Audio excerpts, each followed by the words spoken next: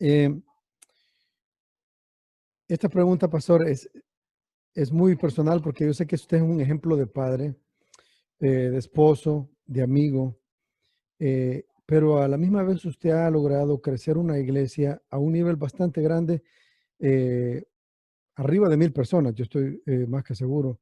Em, y aparte de eso, usted ha podido mantener, eso es algo muy especial porque ha podido mantener a sus hijos unidos y no solamente unidos, sino que le ayuden en el ministerio. He visto muchos ejemplos de pastores que se han metido tanto en el ministerio, en la iglesia, que han tal vez desatendido a su familia, a su esposa, a sus hijos, y de repente ve usted que los hijos, como usted hablaba de los hijos del anciano, que eran bastante tremendos cuando usted quería realmente servir de todo corazón, pero los hijos de los ancianos no estaban sirviendo de corazón, eran un poquito tremendos los muchachitos.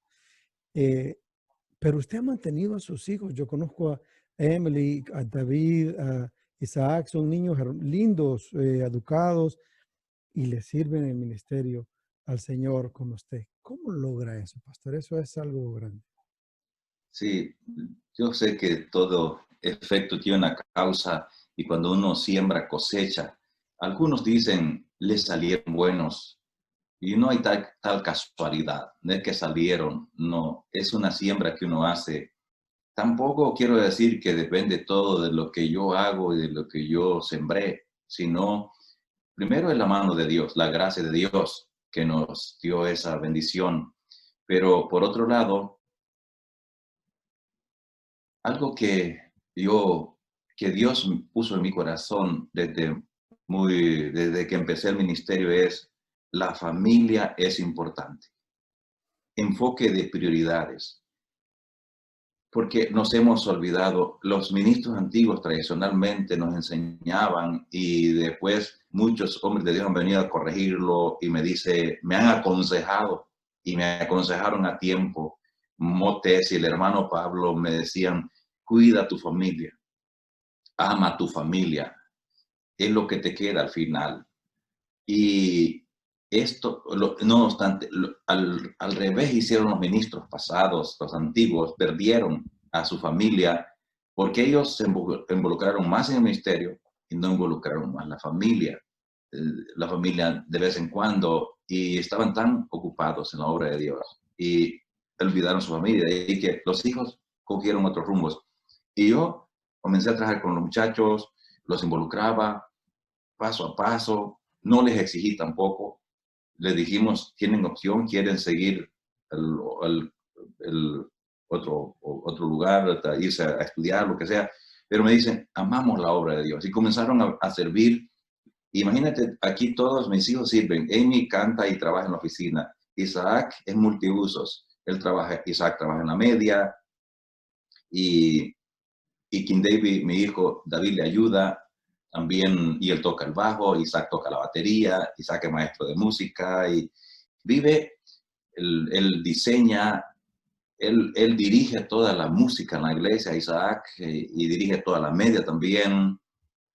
Y él es multiusos y ama lo que hace, lo hace apasionadamente. Todo lo que ve en la imagen de media en la iglesia, en diseño y todo, lo hace Isaac y es lo que él quiere que la iglesia esté siempre al día. Y eso a mí me bendice porque yo ¿qué me dedico más? Orar, predicar, aconsejar. Todo lo demás, la media, lo hacen mis hijos. Amy, Isaac y King David. Los tres trabajan en equipo. Y eso, y mi esposa, que me ayuda muchísimo también, porque está involucrada al par mío, trabajando aquí. Aquí presentamos a las 5 de la mañana, tenemos una oración por Zoom con todos los que se conectan todos los martes y los sábados. Y estamos ahí siempre ocupados, pero como equipo. Y para mí no les he tenido que presionar, pero lo que sí he tratado de darles es ejemplo. El ejemplo habla mejor que las palabras. Nosotros nos sentamos cada vez y hablamos. Tenemos una reunión familiar y nos sentamos y platicamos sobre ellos, cómo va la vida de todos ellos. Les damos una palabra, un consejo. lo hice así desde que eran niños y lo seguimos haciendo todavía con ellos. Antes antes de ir a tomar decisiones sobre cualquier cosa en el ministerio, yo reúno mi primer cuerpo oficial, que es la familia. Wow. Y ellos han sentido que se toman en cuenta y, y por otro lado, están a tiempo completo ahora trabajando conmigo. Imagínate los resultados. Qué lindo, qué lindo. Usted dijo algo muy importante que yo creo que ha sido una clave para que usted no solamente mantenga a sus hijos enamorados de Cristo, sino también que sigan el ejemplo ministerial suyo. Usted dijo, han visto mi ejemplo. Yo creo que si los pastores se dedicaran a, en la iglesia a tratar la familia como tratan la iglesia en el aspecto que si ellos me ven hacer algo malo, ¿qué van a decir? Pero lo que pasa es que a veces, no digo todos, pero muchos erran en el que la familia ve una cosa en la casa y ve otra cosa en la iglesia. Entonces Sí, no hay una genuinidad. So, cuando usted predica lo que vive y vive lo que predica, hay una genuinidad en todo y los hijos ven eso y se dan cuenta de todos esos pequeños detalles y esa es la sí. razón por la que ellos. Ah, Cuando, otra cosa que es importante, cuando son niños, no los contaminemos cuando son muy pequeños con los problemas de la iglesia. Yo traté de proteger el corazón de mis hijos cuando eran niños. Nunca les traje problemas. Ellos no fueron, hay padres que traen los problemas a la casa cuando los niños están allí y lo discuten. Papá y mamá discuten los problemas de la iglesia, del líder tal, de fulano tal, y hablan mal del otro, o están defendiéndose, o padres llorando porque lo trataron mal, pastores que están llorando frente a sus hijos porque lo trataron mal. Todo tiene su tiempo. Ahora que están grandes, pues ellos todo lo ven, todo lo saben, ahora aquí dentro de la iglesia. Pero cuando eran niños, yo guardé su corazón. Ellos no tienen resentimiento contra el ministerio, no tienen resentimiento contra ningún líder que se fue de la iglesia. Le guardé su corazón. Ellos ven a los líderes, los ven con aprecio, los ven, la persona que se fue, su corazón está sano y eso me da gusto. Es lo que yo traté. Pero eso es lo que no hicieron otros pastores, otros ministerios.